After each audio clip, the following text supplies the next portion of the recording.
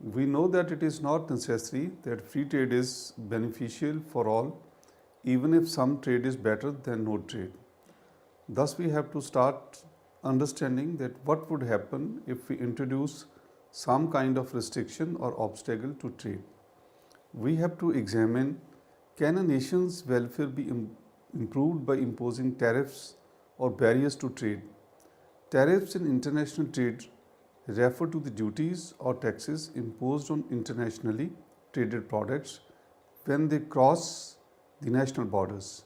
There are different types of tariffs like specific tariff, a fixed payment, ad valorem tariff, a percentage of the imported goods prices, and compound tariff, for example, 15% plus rupees 2.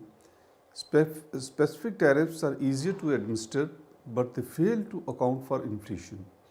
Ad valorem tariffs have the administrative advantage of rising automatically with inflation and of taxing different quantities of products at the same percentage rate.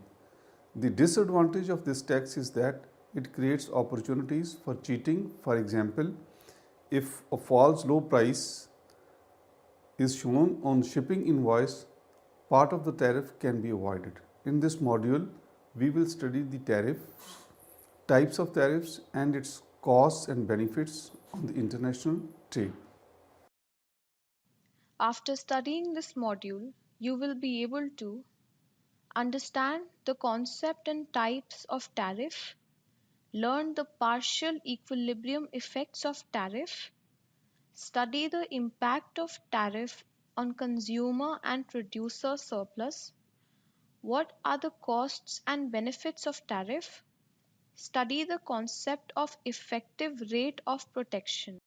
As you know that the government do restrict or influence the international flow of goods and services through the use of trade barriers, the protected trade includes tariff and non-tariff barriers to trade. In this chapter, we will study the tariffs, types of tariffs, and its cost and benefits on the international trade. Tariffs in international trade refer to the duties or taxes imposed on internationally traded products when they cross the national borders. An import tariff is a duty on the imported commodity, while an export tariff is a duty on exported commodity. We will limit our module to the import tariffs. Let's now discuss the features of the tariff. These are: it affects the domestic consumption of imported goods. It affects the domestic production of goods that compete with imported goods. It affects the foreign production of the imported goods. It also changes the structure of the economy. Tariffs imposed by the government can be for protection or revenue purposes. Revenue tariff. A revenue tariff is an import tax levied on a good that is not domestically produced. These tariffs are most common in the developing countries. Protective tariff. The purpose of protective tariff is to protect a domestic industry from the foreign competition. Tariffs in developed countries are primarily designed to be protective tariffs. Tariff can be classified as specific tariff, ad valorem tariff, compound tariff. Specific tariff. This is one of the simplest forms of a tariff. A specific tariff is expressed in terms of a fixed amount of money per physical unit of the imported product. For example, a US importer of a German computer may be required to pay a duty to the US government of $50 per computer, regardless of the computer's price. A specific tariff is relatively easy for a government to administer.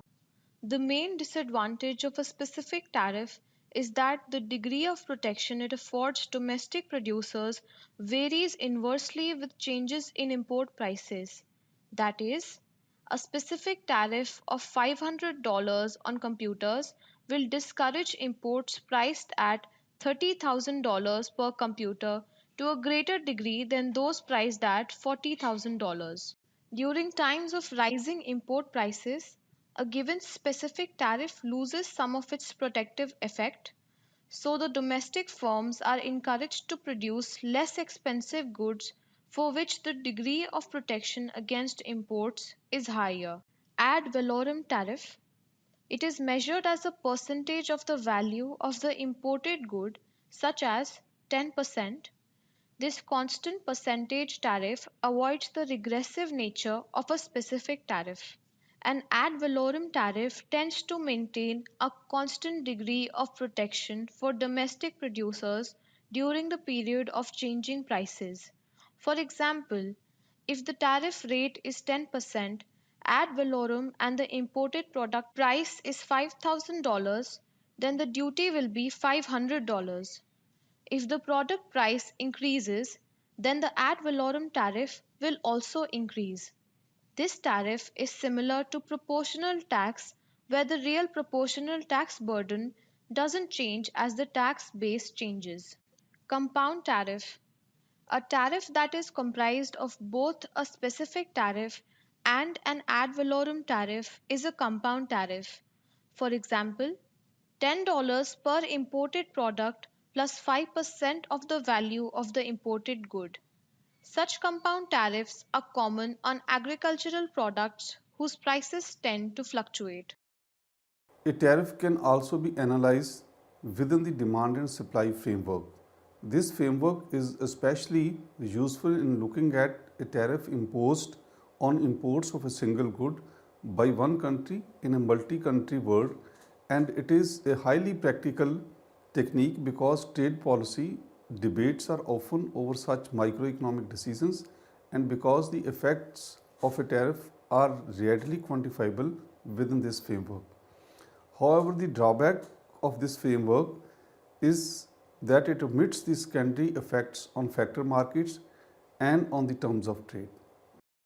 Partial equilibrium is a condition of economic equilibrium which takes into consideration only a part of the market, ceteris paribus, to attain equilibrium.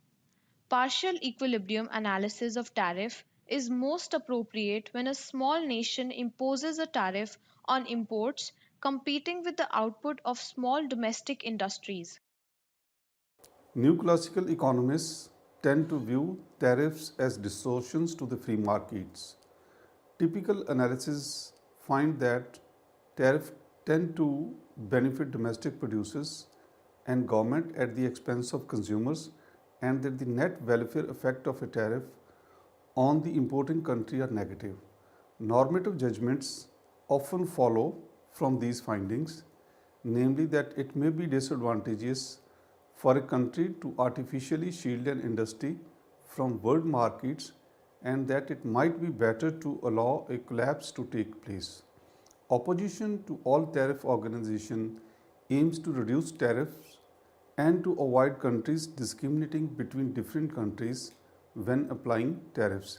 Let us now understand the cost and benefits of imposing a tariff on a good in the domestic economy with the help of a diagram. The partial equilibrium effect of tariff is analyzed with the help of figure.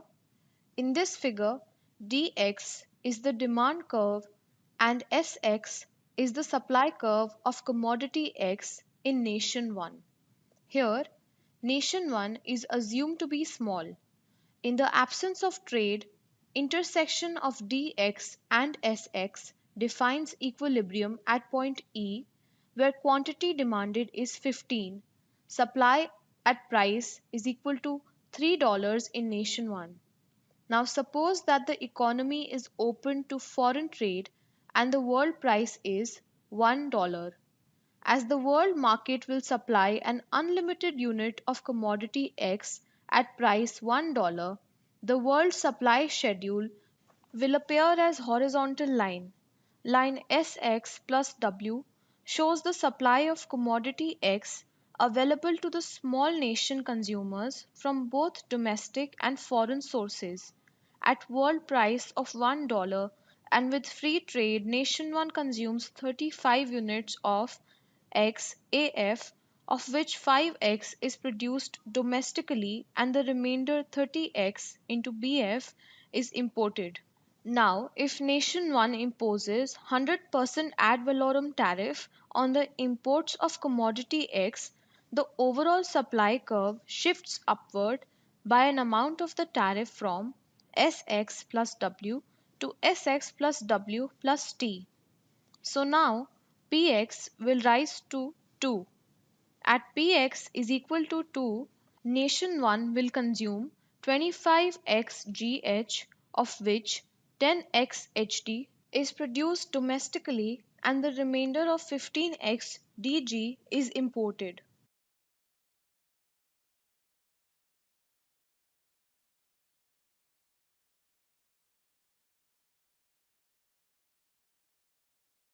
The consumption effect of the tariff, as seen from the figure, is the reduction in the domestic consumption, which is equal to 10x EF.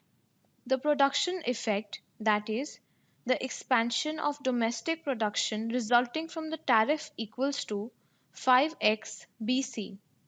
The trade effect, that is, decline in imports equals 15x EF plus BC, and the revenue effect, that is, the revenue collected by the government equals DCGE equals $15, $1 each of 15x imported.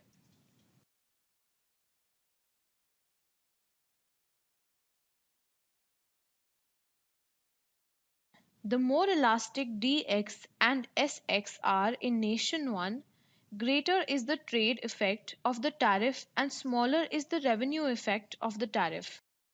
The partial equilibrium analysis thus restates the proposition that a small country suffers a net welfare loss from introducing a tariff.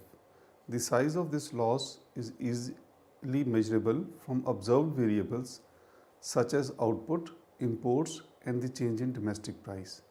Even if one wants to assess a proposed policy change, such as the introduction or removal of a tariff or a change in its value, this can be done on the basis of demand and supply elasticities. Now we look at the domestic demand of commodity X for the consumers in Nation 1. The vertical axis Px represents the maximum price that consumers are willing and able to pay for a given quantity of commodity X, which is represented on the horizontal axis Qx. The demand for commodity X, represented by curve D, slopes downward to right. All else being equal, it indicates that as the price of commodity X falls, consumers are willing and able to buy more of X.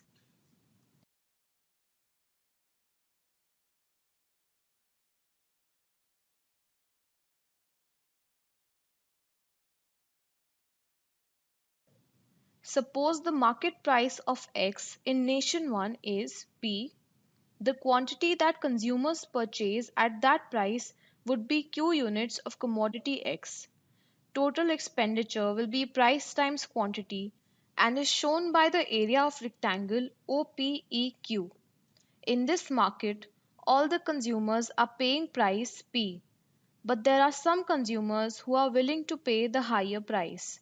At price P1, where the demand curve intersects vertical axis, the quantity demanded is 0. Below P1, there is some quantity demanded by consumers. These consumers are paying the lower price P than the maximum price they would be willing to pay. The difference between the price that the consumers are willing to pay and the price they actually pay is known as consumer surplus. Consumer surplus is represented by the triangular area P1EP. The size of consumer surplus varies inversely with the price of X. A decrease in the market price would increase consumer surplus, while a higher market price would decrease the consumer surplus.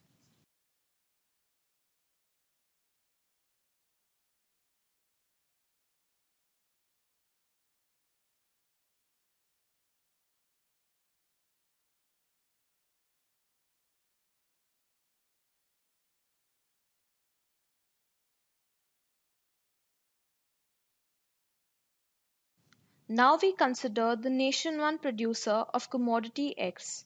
Let's look at the market supply of commodity X. The vertical axis Px represents the minimum price that the producers would be willing to accept for a given quantity of commodity X, which is represented on the horizontal axis Qx. The supply curve, represented by curve S, slopes upwards to the right. All things being equal, as the price of X rises, producers are willing and able to produce more X.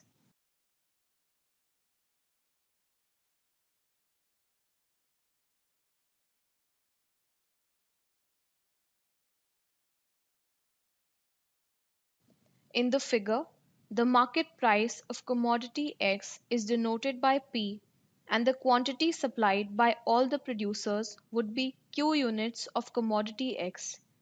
The total revenue that all the producers receive is price times the quantity, which is represented by the area OPEQ.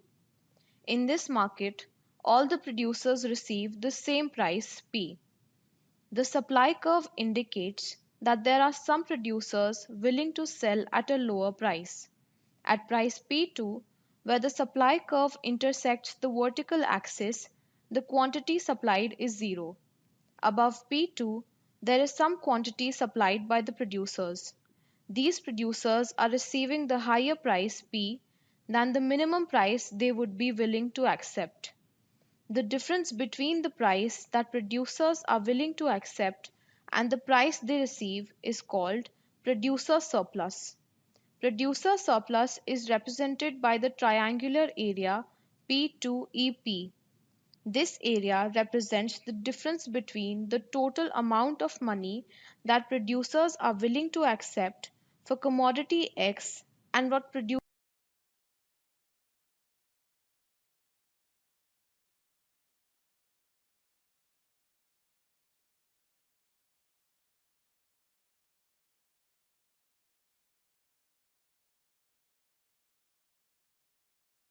The concept and measure of consumer and producer surplus, as discussed, is used to measure the cost and benefits of tariff. As shown in figure with 100% import tariff in commodity X, PX rises from $1 to $2 in nation 1. With increase in P, the consumption falls from AF 35x to HG 25x and production increases from AB 5x to HD 10x. The import of commodity X also declines from BF 30x to DG 15x. The government of Nation 1 collects the revenue of the area DCGE is equal to $15. The increase in rice reduces the consumer surplus by AHGF is equal to AHDB plus BDC plus DCGE plus GEF is equal to 7.5 plus 2.5 plus 15 plus 5 is equal to $30. Out of the area AHGF, DCGE is equal to $15 is collected by the government as a tariff revenue. AHDB is equal to $7.5 is redistributed to the domestic producers of commodity X in the form of producer surplus, while the remaining area BDC and GEF represents the protection cost or the deadweight loss to the economy. The triangle BDC is the production distortion loss which arises from the fact that tariff leads domestic producers too much of this good. The second triangle area, GEF, is a domestic consumption distortion loss which arises from the fact that a tariff leads consumers to consume less amount of commodity X.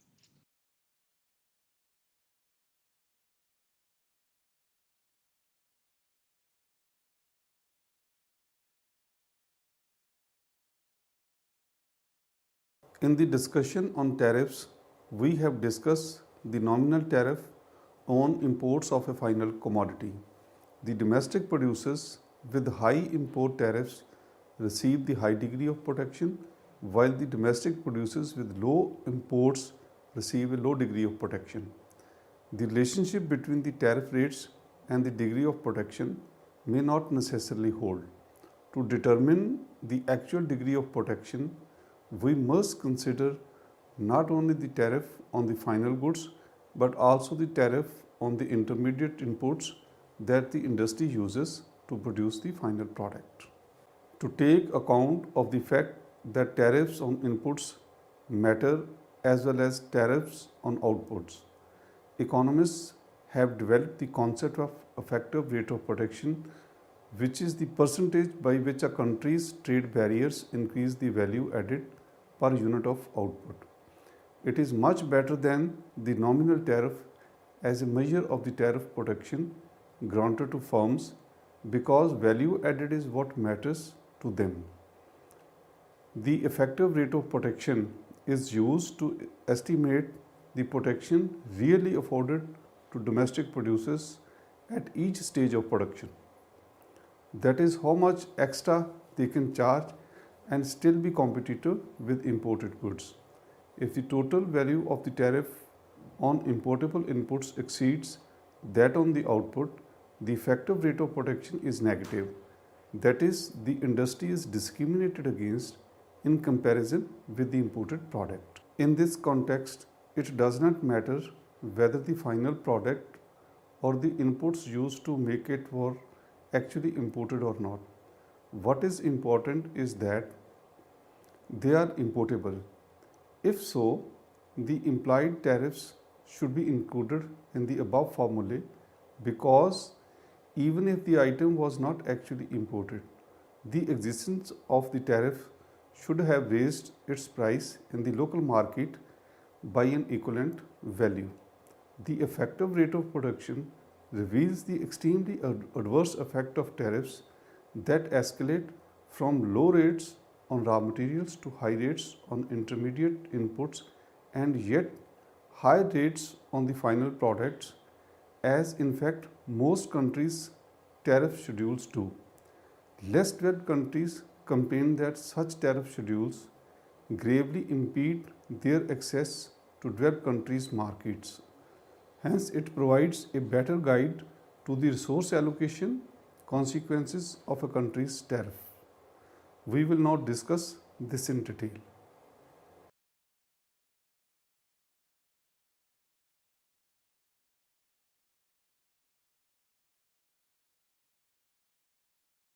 Let's understand the concept of effective rate of protection with the help of an example.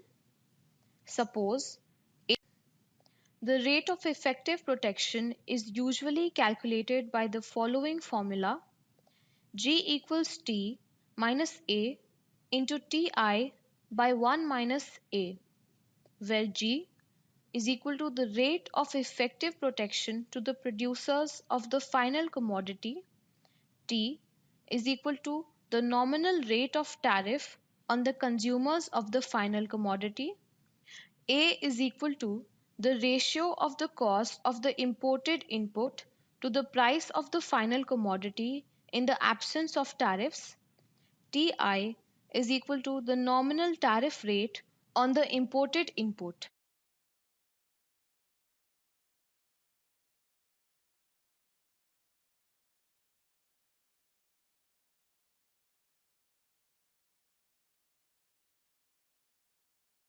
So, with our previous example, we have T is equal to 10%, the nominal tariff on shoes, Ti is equal to 5%, the nominal tariff on leather, A is equal to $80 upon $100 is equal to 0.8 share of leather to the value of shoes at free trade prices. The effective tariff rate for shoes is G is equal to 10% minus 0.8 into 5% is equal to 30%. 1 minus 0.8.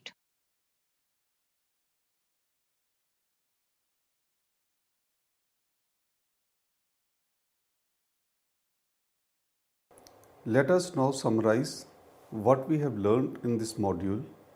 International trade is generally characterized by the existence of various trade barriers. Tariff is an important instrument of the trade protection. It protects domestic industries and other sectors of the economy from the foreign competition. However, as the efforts of GATT or WTA aim at trade liberalization, in the industrial nations, there has been a substantial reduction in the tariffs on manufactured goods. Tariffs are generally regarded as less restrictive than the other methods of production like quantitative restrictions.